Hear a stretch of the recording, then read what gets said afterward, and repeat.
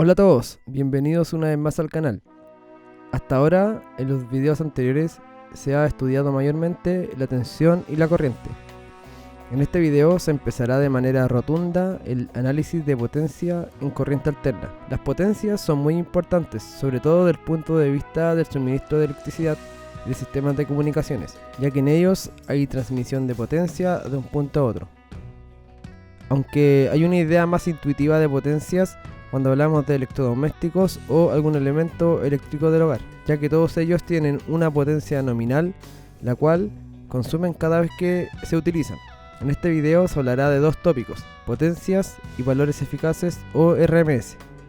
El primer tema en ser abordado será la potencia instantánea y la potencia promedio.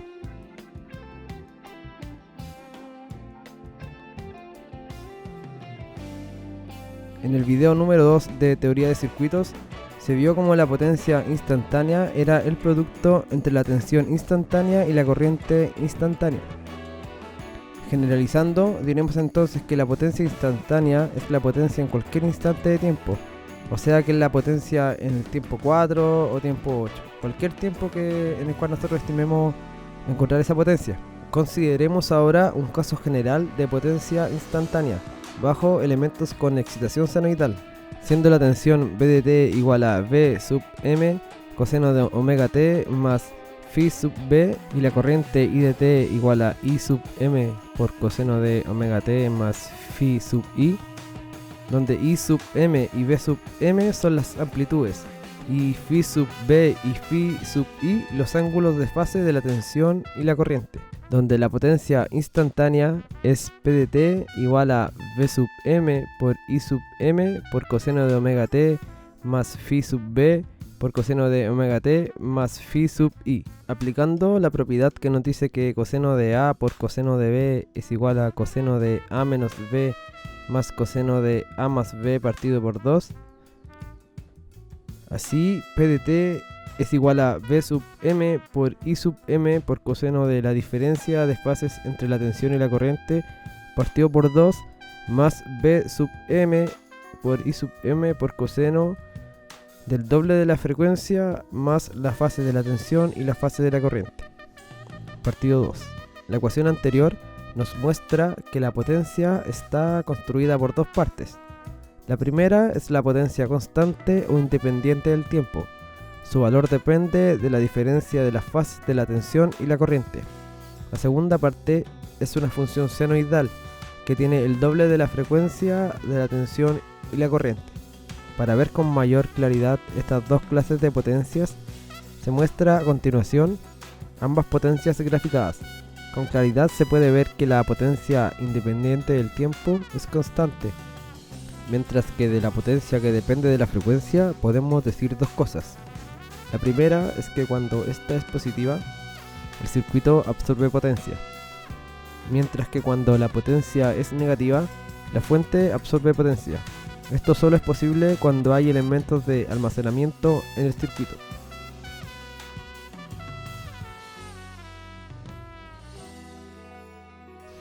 La potencia media es el promedio de la potencia instantánea a lo largo de un periodo y está dada por 1 partido t por la integral de la potencia instantánea desde 0 a t.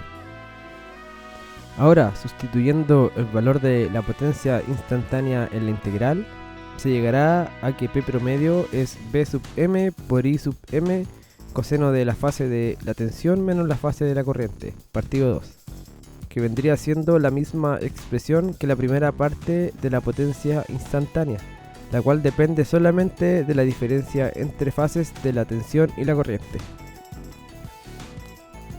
Además de la forma anterior de calcular la potencia promedio, se suma la forma de calcular la potencia en el dominio fasorial. Utilizando la forma correspondiente al dominio fasorial de la señal de corriente y de tensión en el tiempo, se puede calcular la potencia.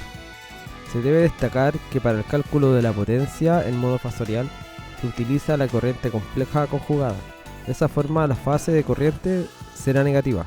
De esta forma la potencia se puede separar en parte real e imaginaria.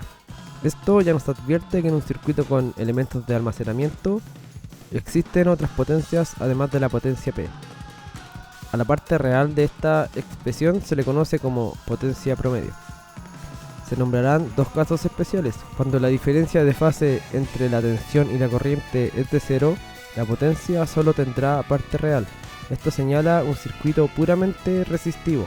Ahora, si el desfase entre la tensión y la corriente es de más o menos 90, la potencia promedio es de 0.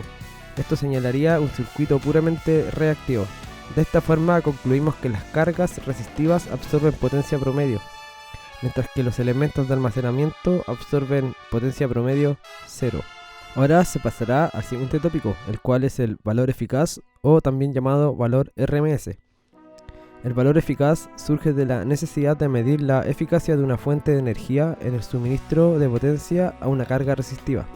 De esta forma, el valor RMS, por el inglés root mean square, es el valor de una fuente continua que suministra la misma potencia que suministra una fuente sinusoidal a una carga resistiva. Para encontrar el valor de la corriente RMS o la tensión RMS, igualaremos el valor de potencia de un circuito en corriente directa y en corriente alterna.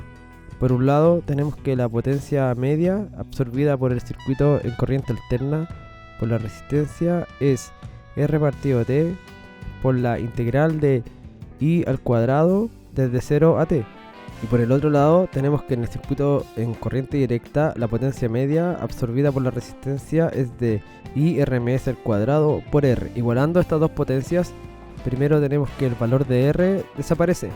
Luego, como queremos obtener I RMS, despejamos I RMS, quedando la expresión final como la raíz de 1 partido T por la integral de I al cuadrado de 0 a T. La tensión RMS se calcula de la misma forma. Si generalizamos, podemos decir que el valor eficaz de cualquier señal es la raíz del valor promedio del valor de la señal al cuadrado. Ahora, si aplicamos esta definición a nuestro caso sinusoidal, tenemos que el valor RMS es la amplitud partida raíz de 2. Esto es cierto tanto para la tensión o la corriente, mientras estas tengan una forma de onda igual a la función coseno o la función seno. Para concluir, se verá cómo la potencia promedio es expresada en función de la tensión RMS y la corriente RMS. Reemplazando la expresión de tensión y corriente RMS para ondas sinusoidales, tenemos que la potencia media quedará como BRMS por IRMS por coseno de la diferencia de fases entre la tensión y la corriente. Esto se hace porque el análisis de potencia es normalmente hecho en valores eficaces y no en sus valores peak. Por ejemplo, los lugares en donde suministran 220 volts, este valor es un valor eficaz de tensión. El valor peak es aproximadamente de 311 volts.